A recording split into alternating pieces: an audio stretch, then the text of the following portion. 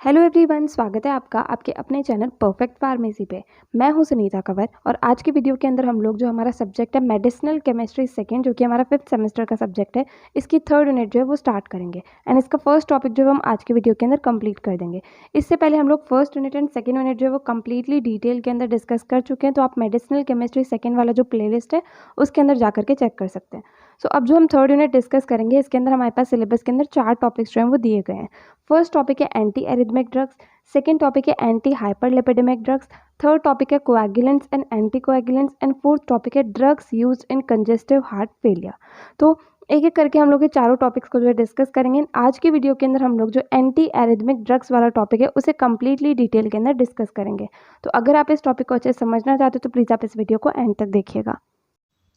यहाँ पर सबसे पहले हम लोग ये देखते हैं कि एंटी एरिथमिक ड्रग्स जो है इसका मतलब क्या होता है। तो ऐसे ड्रग्स जिन्हें एरिथमिया के ट्रीटमेंट के अंदर यूज़ करा जाता है उन्हें जो है एंटी एरिथमिक ड्रग्स कहा जाता है। ठीक है, तो ये सिंपली एंटी एरिथमिक ड्रग्स की डेफिनेशन हो गई कि ऐसे ड्रग्स या एजेंट्स जिन्हें एरिथमिया को ठीक करने के लिए यूज़ करा जाता है उन्हें एंटी एरिथमिक ड्रग्स कहा जाता है। अब इसके बाद में क्वेश्चन ये आता है कि एरिथमिया क्या होता है। तो एरिथमिया, सबसे पहले अगर हम नॉर्मली बात करें तो एरिथमिया का मतलब होता है इर्रेगुलर हार्ट बीट। मतलब हार्ट रेट या फिर हार्ट बीट जो है वो इरेगुलर हो जाती है, तो उस चीज़ को जो है सिंपली एरिथमिया कहा जाता है। साथ ही साथ अगर हार्ट रिदम जो है वो भी एबनॉर्मल हो जाती है तो उस चीज़ को भी एरिथमिया कहा जाता है।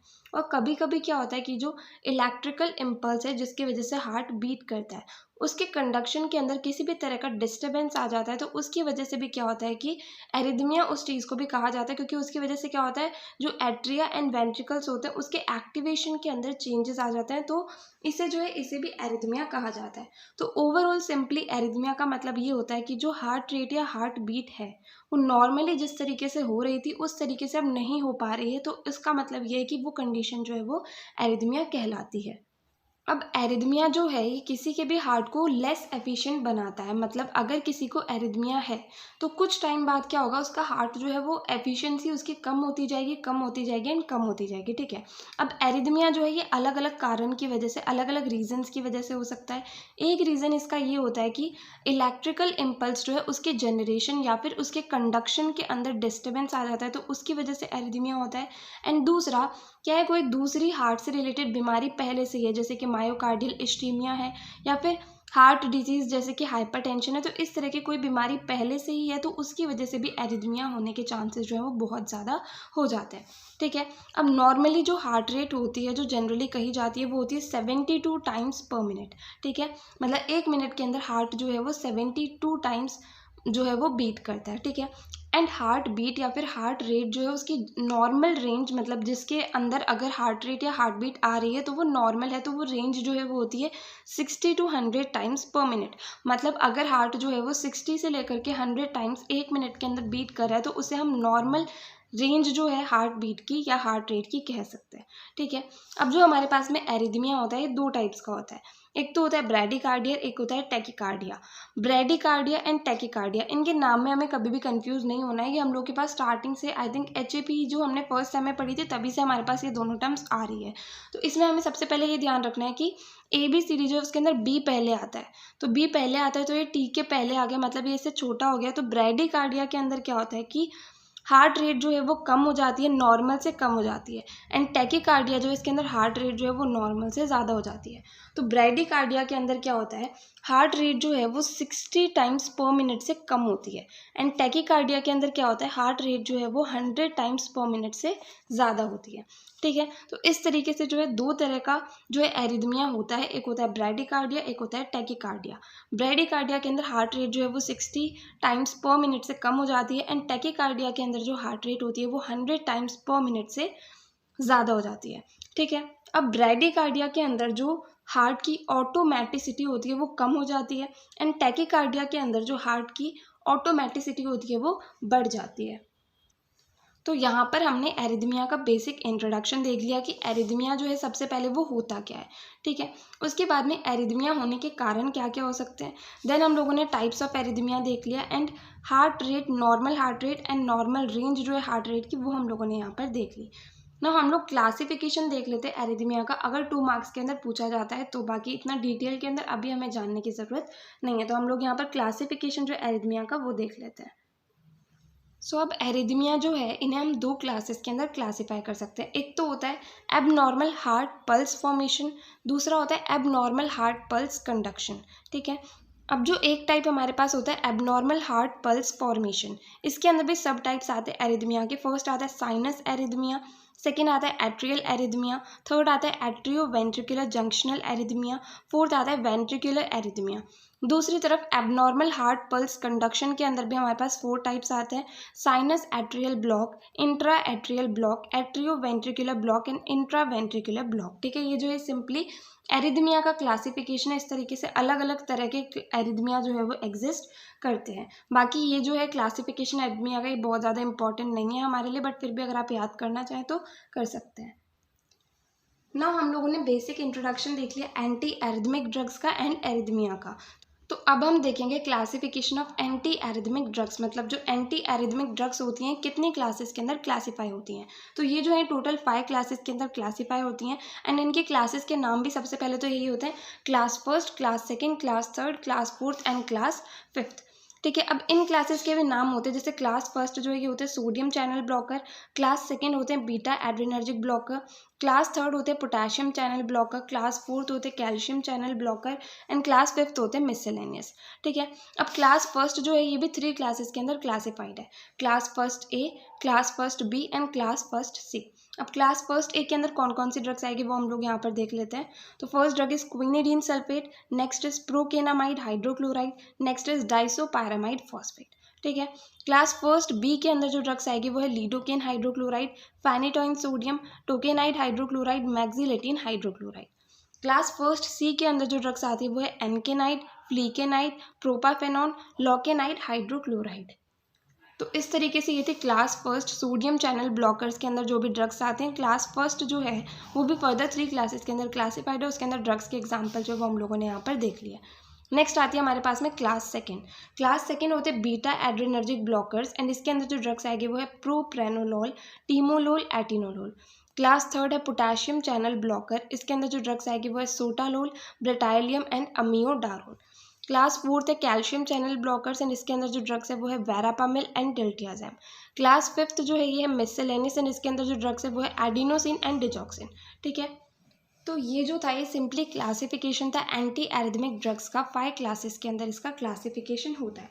ठीक है, अब 1 बाय 1 करके हम लोग ये चारों क्लासेस जो है, क्योंकि मिसलेनियस जो है इनका तो मैकेनिज्म ऑफ एक्शन डिफरेंट होता ही है, तो इन चारों का जो general and basic mechanism of action है वो हम लोग यहाँ पर 1 बाय 1 करके डिस्कस करेंगे। तो सबसे फर्स्ट क्लास हमारे पास आएगी सोडियम चैनल ब्लॉकर्स, जो कि है क्लास फर्स्ट एंड इन्हें हम मेम्ब्रेन स्टेबलाइजिंग एजेंट्स जो हैं ये भी कहते हैं। ठीक है, सबसे पहले हमें इसके नाम से पता चल रहा है क्या करते हैं, सोडियम चैनल को ब्लॉक कर देते हैं। तो जब ये सोडियम चैनल को ब्लॉक कर देते हैं तो क्या होता है कि जो सोडियम का फ्लो है सेल्स के अंदर वो चीज़ रुक जाती है। ठीक है, तो सोडियम जो है वो सेल्स के अंदर नहीं जाता है, तो उसकी वजह से क्या होता है कि जो रीपोलराइजेशन टाइम होता है वो कम हो जाता है। तो उससे फाइनली क्या होता है कि जो एक्साइटेशन का प्रोपेगेशन होता है, जो एक्साइटेशन का प्रोसेस होता है वो भी कम हो जाता है। तो इस तरीके से जो है सोडियम चैनल ब्लॉकर्स काम करते हैं। सबसे पहले सोडियम चैनल को ब्लॉक कर देते हैं, जिसकी वजह से सोडियम जो है वो सेल्स के अंदर नहीं जाता है, जिसकी वजह से रीपोलराइजेशन टाइम जो है वो कम हो जाता है एंड उससे फाइनली जो एक्साइटेशन होता है वो प्रोसेस जो है वो स्लो डाउन हो जाता है। तो फाइनली एरिथमिया जो है इसकी मदद से ठीक हो जाता है। अब क्लास फर्स्ट जो है इसके अंदर भी हमारे पास में 3 फर्दर क्लासेस के अंदर ये क्लासिफाइड थे, तो इनका जो है एक्शन पोटेंशियल के ऊपर अलग अलग इफेक्ट जो है वो होता है। तो क्लास फर्स्ट ए ड्रग्स जो होती हैं ये एक्शन पोटेंशियल को बहुत ज़्यादा लंबा कर देती हैं। क्लास फर्स्ट बी जो होती है एक्शन पोटेंशियल को डिक्रीज कर देती हैं। क्लास फर्स्ट सी जो होती है इनका एक्शन पोटेंशियल के ऊपर कोई भी इफेक्ट नहीं होता है। ठीक है, देन क्लास फर्स्ट ए जो होती हैं ये क्या करती हैं, जो डीपोलराइजेशन होता है उसके ऊपर इनका कोई खास इफेक्ट नहीं होता। फर्स्ट बी का जो है डीपोलराइजेशन के ऊपर वीक इफेक्ट होता है एंड जो क्लास फर्स्ट सी होती हैं ये क्या करती हैं, जो डीपोलराइजेशन का इनिशिएशन होता है उस चीज़ को बहुत ही स्ट्रांगली इफेक्ट करती हैं। ठीक है, तो इस तरीके से ये जो थे सोडियम चैनल ब्लॉकर जो है उसका मैकेनिज्म ऑफ एक्शन था ब्रीफ के अंदर। नाउ सेकेंड क्लास जो आती है वो आती है क्लास सेकेंड, एंड ये जो है ये बीटा एड्रेनर्जिक ब्लॉकर्स होते हैं। तो इनका मैकेनिज्म ऑफ एक्शन क्या होता है, सिंपली क्या करते हैं, बीटा जो रिसेप्टर है एंड उसके अंदर से भी बीटा 1 रिसेप्टर जो उसे ये ब्लॉक कर देते हैं, जिसकी वजह से जो कैटिकोलामीन्स का इफेक्ट होता है वो नहीं आता है, उस चीज़ को ये रोक देते हैं, जिसकी वजह से CAMP के जो लेवल्स होते हैं वो डिक्रीज हो जाते हैं, एंड साथ ही साथ कैल्शियम इन्फ्लक्स जो है वो भी डिक्रीज हो जाता है। नेक्स्ट आता है क्लास थर्ड, जो कि होते हैं पोटेशियम चैनल ब्लॉकर्स। इसमें भी हमें नाम से पता चल रहा है क्या करते हैं, पोटेशियम चैनल को ब्लॉक कर देते हैं। तो पोटेशियम चैनल जब ब्लॉक हो जाता है तो उससे रीपोलराइजेशन का जो टाइम होता है वो बढ़ जाता है, एंड ये ड्रग्स जो हैं ये क्या करती हैं, जो इलेक्ट्रोकार्डियोग्राम है उसका जो QT सेगमेंट होता है उसे भी बढ़ा देती हैं।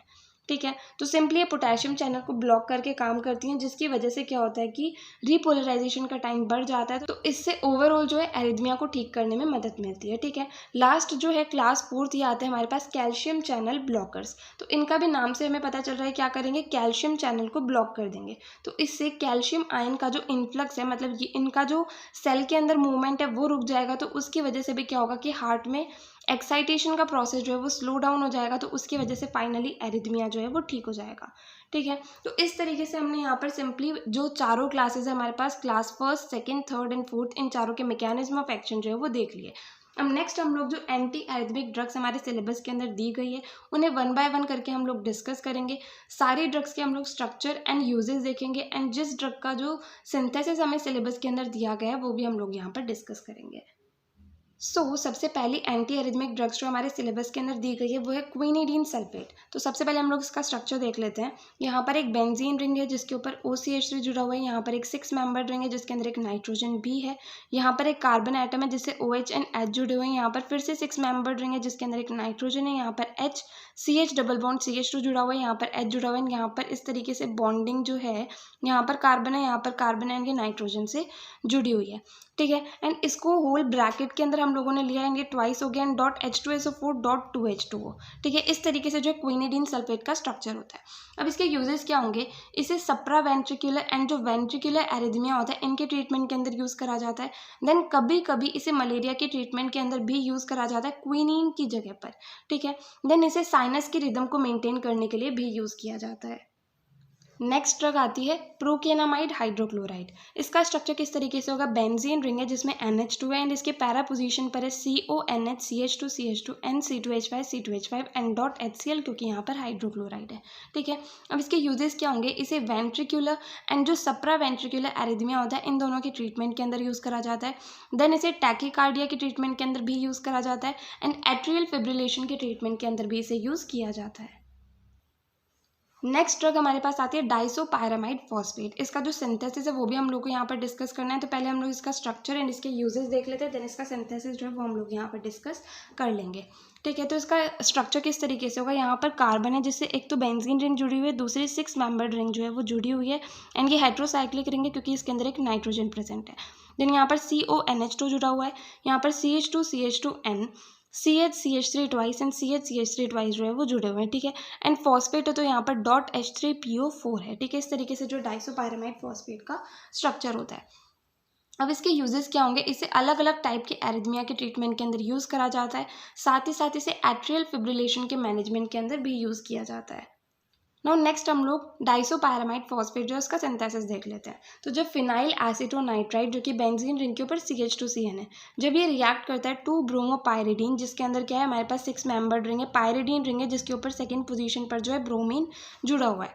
तो जब फिनाइल एसिटोनाइट्राइड जो है वो 2-ब्रोमोपायरिडीन के साथ में रिएक्ट करता है NaNH2 की प्रेजेंस में, तो हमारे पास इस स्ट्रक्चर का फॉर्मेशन होता है। इसमें क्या है, CHCN, जो यहाँ से हमारे पास CHCN है, एक तरफ बेंजीन रिंग है, दूसरी तरफ यहाँ से पायरिडीन रिंग जो है वो हमारे पास जुड़ गई। ठीक है, अब जब इसके ऊपर Cl CH2 CH2 NCH CH3 twice whole twice, ये जब इसके ऊपर एक्ट करता है तो हमारे पास इस स्ट्रक्चर का फॉर्मेशन हो जाता है। मतलब यहाँ पर जो H है ये रिप्लेस होकर के हमारे पास ये स्ट्रक्चर जो है वो यहाँ पर जुड़ जाता है। Cl को छोड़ के ये पूरा स्ट्रक्चर जो है वो यहाँ पर ऐसा कैसा जुड़ गया। तो हमारे पास जो स्ट्रक्चर बना वो है C के साथ में CN है, यहाँ पर बेंजीन रिंग है, यहाँ पर पायरिडीन रिंग है, यहाँ पर CH2 CH2 N CH CH3 twice CH CH3 twice. ठीक है, अब जब इसके ऊपर सबसे पहले H2SO4 एक्ट करेगा, देन H3PO4 एक्ट करेगा, तो इससे फाइनली हमारे पास में डाइसोपायरामाइड फॉस्फेट जो है इसका सिंथेसिस हो जाएगा।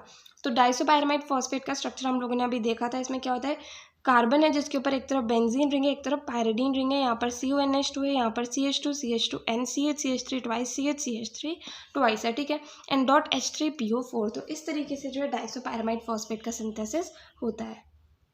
नाउ नेक्स्ट ड्रग हमारे पास आती है फेनिटोइन सोडियम। इसका स्ट्रक्चर किस तरीके से होगा, हमारे पास 5 मेंबर रिंग है जिसके अंदर NH है, N है, यहाँ पर डबल बॉन्ड O है, यहाँ पर है ONA, यहाँ पर 2 बेंजीन रिंग जो है वो यहाँ पर जुड़ी हुई है C6H5 एंड C6H5, ठीक है। इस तरीके से जो फेनिटोइन सोडियम का स्ट्रक्चर होगा। अब इसके यूजेस क्या होंगे, सबसे प्राइमरीली मतलब सबसे मेन एंड सबसे इंपॉर्टेंट जो इसका यूज़ होता है वो ये होता है कि इसे एंटी एपिलेप्टिक के रूप में यूज़ करा जाता है, मतलब एपिलेप्सी के ट्रीटमेंट के अंदर इसे यूज़ करा जाता है। देन इसे कार्डियक एरिथमिया के ट्रीटमेंट के अंदर भी यूज़ किया जाता है। नेक्स्ट ड्रग हमारे पास आती है लिडोकेन हाइड्रोक्लोराइड। तो इसका स्ट्रक्चर किस तरीके से होगा, बेंजीन रिंग है जिसके ऊपर CH3 प्रेजेंट है, यहाँ पर NHCO CH2 N C2H5 and dot HCl, ठीक है। इस तरीके से इसका स्ट्रक्चर होगा। इसे मेनली लोकल एनेस्थेटिक के रूप में यूज़ करा जाता है। देन एरिथमिया के सप्रेशन के अंदर यूज़ करा जाता है, जो कि एक्यूट मायोकार्डियल इन्फाक्शन से रिलेटेड होता है, या फिर कार्डियक सर्जरी जो होती है उस टाइम पर जो एरिथमिया होता है उसके सप्रेशन के अंदर इसे यूज़ करा जाता है। देन जो प्री मेच्योर वेंट्रिकुलर कॉन्ट्रैक्शंस होते हैं उसके ट्रीटमेंट के अंदर भी इस ड्रग को यूज़ किया जाता है। नेक्स्ट ड्रग हमारे पास आती है टोकेनाइड हाइड्रोक्लोराइड। इसका स्ट्रक्चर किस तरीके से होगा, बेंजीन रिंग है जिसके ऊपर CH3 है, CH3 यहाँ पर NHCO CH3 NH2 and dot HCl, ठीक है। इसके यूजेस क्या होंगे, इसे लोकल एनेस्थेटिक के रूप में यूज़ करा जाता है, इसे एरिथमिया के ट्रीटमेंट के अंदर यूज़ करा जाता है, देन इसे सोडियम चैनल ब्लॉकर के रूप में भी यूज़ करा जाता है। नेक्स्ट ड्रग हमारे पास आती है मैक्सिलेटिन हाइड्रोक्लोराइड। इसका स्ट्रक्चर किस तरीके से होगा, बेंजीन रिंग के ऊपर CH3 जुड़ा हुआ है, CH3 जुड़ा हुआ है, यहाँ पर OCH2 CH3 and NH2 and dot HCl, ठीक है। इसके यूजेस क्या होंगे, इसे वेंट्रिकुलर एरिथमिया को ठीक करने के लिए यूज़ करा जाता है, देन इसे लोकल एनेस्थेटिक के रूप में भी यूज़ करा जाता है, एंड इसकी जो है कुछ एंटी कन्वर्जन प्रॉपर्टी भी होती है, मतलब इसे एपिलेप्सी के ट्रीटमेंट के अंदर भी यूज़ किया जाता है। नेक्स्ट ड्रग हमारे पास आती है लॉर्केनाइड हाइड्रोक्लोराइड। इसका स्ट्रक्चर किस तरीके से होगा, बेंजीन रिंग के ऊपर क्लोरीन है एंड इसके ऊपर पैरा पोजीशन पर N है, यहाँ पर COCH2 बेंजीन रिंग है, यहाँ पर 6 मेंबर्ड हेट्रोसाइक्लिक रिंग जो है वो प्रेजेंट है जिसके अंदर एक नाइट्रोजन है, यहाँ पर CH है, CH3 एंड CH3 है, ठीक है। इस तरीके से ये जो है कंप्लीट लॉर्केनाइड हाइड्रोक्लोराइड का स्ट्रक्चर है। अब इसके यूजेस क्या होंगे, इसे ventricular and Sapra ventricular arrhythmia के ट्रीटमेंट के अंदर यूज़ करा जाता है। देन जो नॉर्मल हार्ट कंडक्शन एंड जो नॉर्मल हार्ट रिदम होती है उसे रिस्टोर करने के लिए, मतलब सिंपली एरिथमिया के ट्रीटमेंट के अंदर जो इसे यूज़ किया जाता है। नाउ नेक्स्ट ड्रग हमारे पास आती है एम्योडारोन। एम्योडारोन जो है इसका स्ट्रक्चर किस तरीके से होगा, एक बेंजीन रिंग है जिससे एक 5 मेंबर्ड रिंग जो है वो जुड़ी हुई है जिसके अंदर ऑक्सीजन है, यहाँ पर डबल बॉन्ड है, यहाँ पर CO, देन यहाँ पर बेंजीन रिंग है जिसके ऊपर I, यहाँ पर OCH2 CH2 N C2H5 and यहाँ पर CH2 CH3, ठीक है। इस तरीके से जो है एम्योडारोन का स्ट्रक्चर होता है। अब इसके यूजेस क्या होंगे, इसे ventricular and Sapra ventricular arrhythmia के ट्रीटमेंट के अंदर यूज़ करा जाता है। देन इस ड्रग की जो है कुछ वैसोडाइलेशन प्रॉपर्टीज़ भी होती है, मतलब ब्लड वेसल्स को डायलेट करने में भी ये ड्रग जो है वो मदद करती है। नाउ एंटी एरिथमिक ड्रग्स जो है उसके अंदर लास्ट ड्रग हमारे पास आती है सोटालोल, ठीक है। इसका स्ट्रक्चर किस तरीके से होगा, बेंजीन रिंग के ऊपर NHSO2 CH3 प्रेजेंट है, इसके पैरा पोजीशन पर CHOH CH2 NH CH3 जो है वो प्रेजेंट है, ठीक है। अब सोटालोल जो है इस ड्रग के यूजेस क्या होंगे, इसे कार्डियक एरिथमिया के ट्रीटमेंट के अंदर यूज़ करा जाता है, हाइपरटेंशन के ट्रीटमेंट के अंदर यूज़ करा जाता है, एंजाइना पैक्टोरिस के ट्रीटमेंट के अंदर यूज़ करा जाता है, एंड मायोकार्डियल इन्फाक्शन जो उसके ट्रीटमेंट के अंदर भी इस ड्रग को यूज़ करा जाता है, ठीक है। तो यहाँ पे हम लोगों ने एंटी एरिथमिक ड्रग्स वाला टॉपिक जो है वो कम्प्लीटली डिस्कस कर लिया है।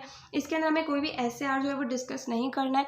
बाकी उसके अलावा एंटी एरिथमिक ड्रग्स क्या होती हैं, एरिथमिया क्या होता है, क्लासिफिकेशन एंटी एरिथमिक ड्रग्स का, एंड हर एक ड्रग का स्ट्रक्चर, यूजेस एंड जिस भी ड्रग के सिंथेसिस दिया गया वो सारी चीज़ें हम लोगों ने यहाँ पर डिस्कस कर ली है। तो अगर आपको इस वीडियो के अंदर कहीं भी कोई भी डाउट है तो आप कमेंट सेक्शन में पूछ सकते हैं। अगर आप नेक्स्ट वीडियो किसी पर्टिकुलर टॉपिक पे चाहते हैं तो वो भी आप कमेंट सेक्शन में बता सकते हैं। एंड अगर आपको ये वीडियो हेल्पफुल लगी तो प्लीज़ आप इस वीडियो को लाइक करना, अपने फ्रेंड्स के साथ भी शेयर करना और चैनल को सब्सक्राइब करना। थैंक यू सो मच इस वीडियो को एंड तक देखने के लिए एंड चैनल को सपोर्ट करने के लिए।